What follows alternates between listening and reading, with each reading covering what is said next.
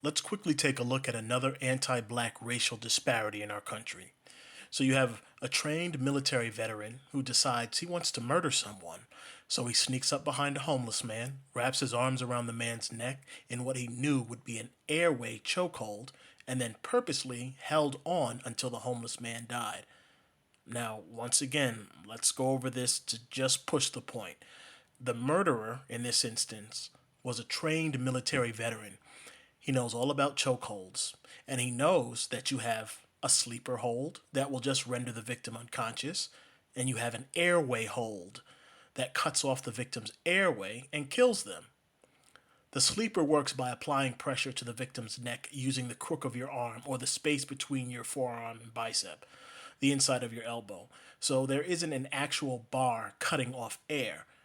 The airway hold, however, works by using your forearm to press into the victim's throat, cutting off their air supply and killing them. And if you look at this image, Daniel Penny has his forearm pressed into Jordan Neely's throat. This move was done purposely to kill Jordan Neely.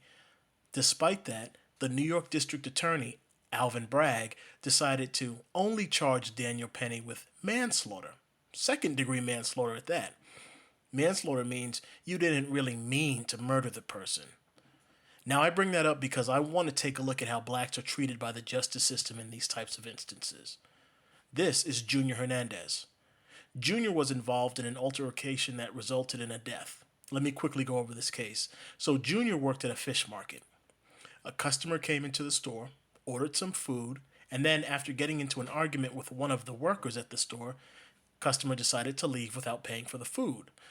The worker ran out of the store and got into a fight with the customer. That fight quickly ended and the customer left. Sometime later, the customer returned with one of his relatives.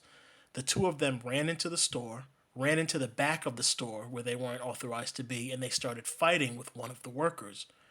Jordan Hernandez, who was working in the back of the store when this second altercation started, he intervened to try to help his coworker who was being jumped and to try to get these guys out of the store. He wasn't able to stop the assault, and the fight was starting to get out of control because one of the attackers was now trying to get their hands on one of the knives that are in the back of this fish market. So as these two guys are beating up his coworker, Jordan, who was not able to stop the fight with his hands, grabbed the knife and started stabbing until the two stopped and they ran from the store. One of the attackers died. The New York District Attorney saw this, and he immediately charged Jordan Hernandez with murder, assault, and weapons possession. Murder means you planned on killing somebody during an actual crime. Also, they threw in a weapons possession charge. Funny. So let's take a look at these two crimes and the way the New York District Attorney decided to handle them.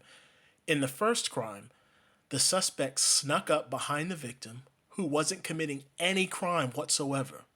The suspect then grabbed the victim and purposely choked him to death using a move he knew would result in murder. The justice system charged this suspect with manslaughter, which means the murder was just an accident. And for this charge, the punishment, manslaughter, is more lenient. Now, let's look at the second crime. In this one, the suspect was minding his business in the back of his store when two men rushed into an unauthorized area and started attacking. That's a crime. After not being able to get the men to stop by just using his hands, he picked up the closest weapon, which was a knife in the store, and he fought back. And again, this is a fish market, it's like a restaurant. They prepare fish, they use knives. So he didn't have a weapon with him. It was just that was the closest weapon he found. So for this, the justice system looked at it and said, we're going to charge this suspect with not only murder, which means that we believe the suspect planned on committing a crime that would result in murder, but they also charged him with weapons possession, as if he was carrying around a weapon on his person with the intent to use it in a crime. Now, to be fair, after some time went on, the district attorney decided to change his mind and to change the charge. But the initial charge when he saw this was murder. That's crazy to me. One guy knowingly attacked someone who wasn't committing a crime and murdered him. And the district attorney said, well, that was just an accident. In another incident, you have a man who, while being in the midst of an illegal assault, a crime that's actually taking place that can result in injury or death, decided to defend himself and his coworkers using the closest weapon he had. Instead of looking at that and saying, well, that wasn't they didn't mean to commit murder, it was an accident, let me charge him with manslaughter. No, they said you have to be charged with murder. And we're going to charge you with weapons possession. So they just make up charges. Now, why do you think that there's a disparity in all this? Well, obviously, it's because one suspect is black and the other suspect is white. So, whenever you hear these crime stats that try to lie and make us black people the face of crime, always remember things like this. The white run justice system in this country goes out of its way to protect, shield, and excuse white criminality while going to insane, illegal levels to project, amplify, and advertise black criminality. And they figured out that they can hire other black whores, put them into certain positions, use them as the face of their racist attacks, and then claim that, well, the system isn't racist because it was a black person that we hired to do all of this. Remember that when you idiots decide to go out and vote. Now, I'm going to bring this last thing up because it's a perfect example on how the white run justice system skews things to make us look like we're the biggest criminals in this country. Police Chief Raimundo Atesiano ran a police department in Florida. To try and boost their numbers and help them get more promotions and more money, they decided to close their unsolved cases by just framing black men, arresting them, and throwing them in prison for crimes they knew they didn't commit. Imagine that. The police chief told his officers to just pick up random black men off the street, frame them for a crime that they couldn't solve, and then throw those men away for years, if not decades. Now, luckily, in this one instance, because they were being sloppy, they got caught, and that's why we know about this story. But this kind of stuff happens all of the time in this country. The police just don't get caught doing it.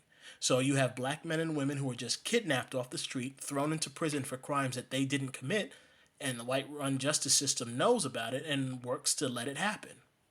Then you have white society going out of their way and going on tirades talking about how criminal black society is, using these stats and numbers that have been skewed by the white justice system.